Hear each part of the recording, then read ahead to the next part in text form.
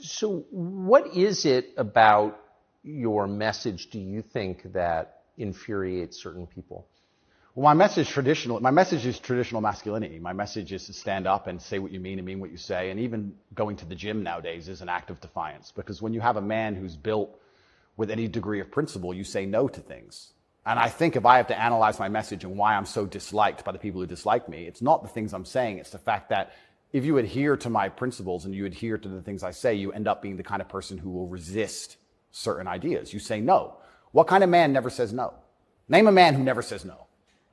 Men say no, right? Men wake up and say, no, I don't think that should be done this way. No, my children will not be taught that. It's no. The father's primary job. Absolutely. So when you say to men, listen, you're allowed to have an opinion. You're allowed to have standards. You're allowed to have boundaries and barriers. You're allowed to get up and become important and work hard and try hard and become the kind of man who can't be controlled.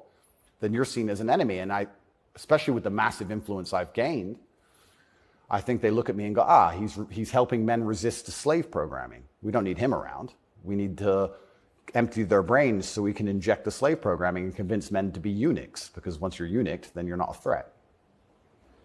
I think I buy that, because your message, I'm not the world's expert on your message, but I've seen a lot of it, and it's not explicitly political, actually. No, it's not political at all.